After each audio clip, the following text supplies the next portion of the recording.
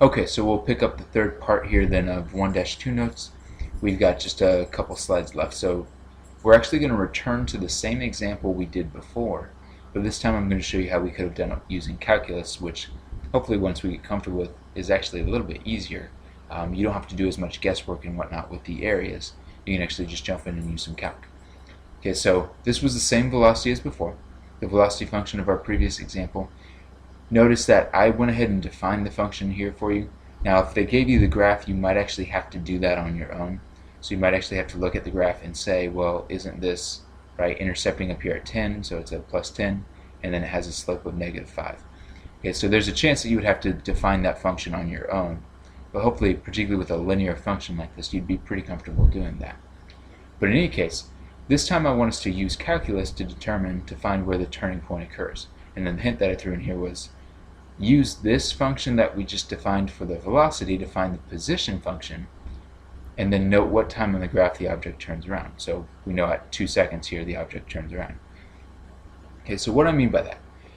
We know that the derivative of the position function, right, the derivative of my position function is my velocity function.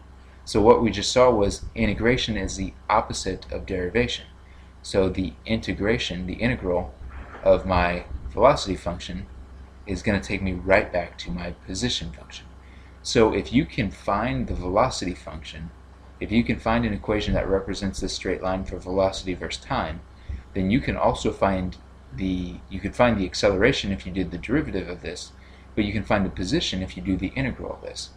Okay, so we're going to do the integral just generically, so we won't put any numbers necessarily here for our bounds. At least not yet, we're not going to worry about that. But we can find the integral of my vt function, which in this case again is just t minus 5t, and then that will tell me my position function. Okay, so if I use the integration rules that I just learned, right, we can think of the t as t to the, or the 10, excuse me, as t to the 0. So if I increase that power by 1 and then divide by that, I would get 10t to the first, right? I've divided by 1, so that doesn't change. Minus, I'm going to increase this power by 1, so it's going to go up to 2, and then I'm going to divide by 2. So minus 5/2 t to the second. And then I am going to go ahead and throw in the plus c because I don't necessarily know where it started. Now that being said, if I go back to the original example, I forgot to list it here, but I should have. The original example told me that the original position was 30 meters. Well, I just found out this whole expression right here represents my position function with respect to time. So if I told you the original position at t sub 0, at t equals 0 is 30 meters, how could I use this information to help me find c? Well, when I plug in 0, what should I get? I should get 30, right? So if I was to plug in 0 right now, this whole thing would be 0, this whole thing would be 0. This expression is supposed to equal 30, so that tells me that c is actually 30. So that little piece of information actually does carry a lot of weight for us.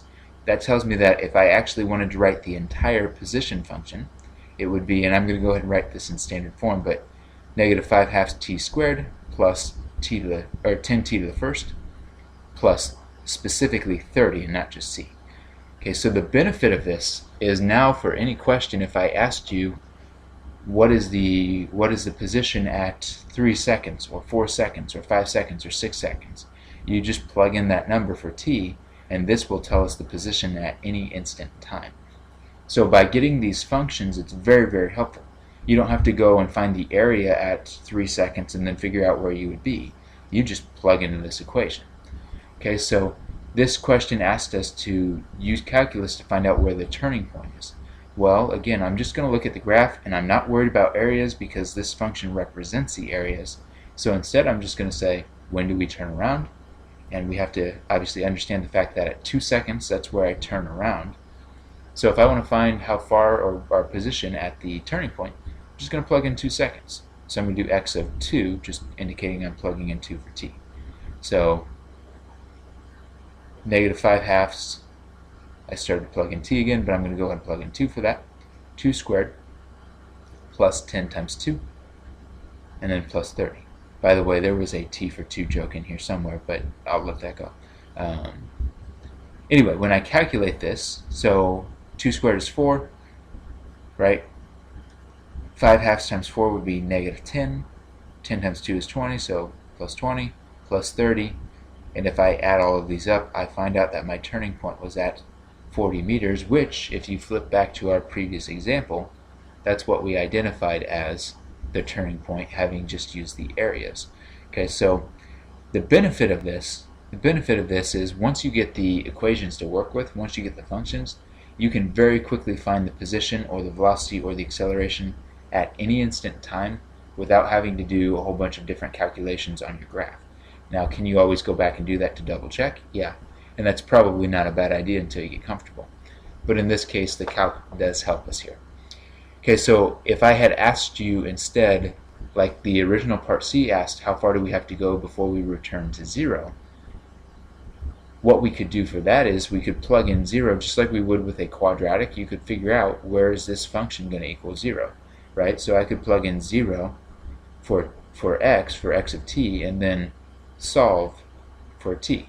So I'd have negative 5 half t squared plus 10t plus 30, and then I would just have to try to solve this function to figure out where the zeros occur at.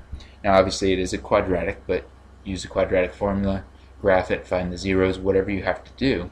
It wouldn't be terribly difficult to find the 0, whereas that first problem we did, right? Like I said, there was a little bit of guesswork over here, and that does sometimes make it challenging because, you know, how do you know it's not at 5.7 seconds or 5.5 seconds, right? We got lucky that this one was exactly at 6 seconds. Okay, so the calculus is nice because it really takes all the guesswork out of it once you know what you're doing. Okay, so hopefully this example helps to illustrate exactly why the integration is so helpful. I know you guys have started to look at the homework too, which is awesome. And I know you guys are starting to get some practice with this. So if you didn't need this, I hope I didn't waste too much time, but it doesn't hurt to see this information as well. So then the last example in this section is just a quick matching one, right? And this one you don't necessarily need any calculus for. I do like to just throw these in every once in a while because I want us to be thinking graphically, and I want us to be very, very comfortable with translating between position and velocity graphs, or velocity and acceleration graphs, or even position and acceleration graphs. So they give us the velocity graph, the green one over here, and they ask us which position versus time graph is appropriate for corresponding to that, right? Well, I know that the velocity versus time graph would represent the slope of my position versus time graph. So if I look at my options, well, A doesn't make any sense because the slope here would be 0 and the slope here would be 0. So this one would have a velocity versus time graph that's literally just at 0 the entire time. And that's obviously not what we have. Okay, so that one doesn't make sense. D doesn't make a whole lot of sense because we know that the velocity changes and therefore the slope should change, doesn't stay the same. So if I keep this pretty simple, I know that the velocity up here is a constant positive velocity, so it tells me it's a constant slope. So I do know it's going to be a straight line, which obviously all of my graphs were. But if I did have a curved graph, maybe I had this graph as well, I would be able to rule that graph out because if it's a straight line, it's got a constant velocity, and obviously this does not have a constant slope. So I know it's got a constant positive slope, and then it has a constant negative slope. C doesn't work because both of those slopes are positive, so I'm sure you guys were probably able to get that pretty quickly, but the correct answer should have been B. Okay, so that finishes out then section 3. Obviously I'll get you started on section 4 pretty quickly as well. So hopefully this helps, but if you do have any questions, feel free to let me know.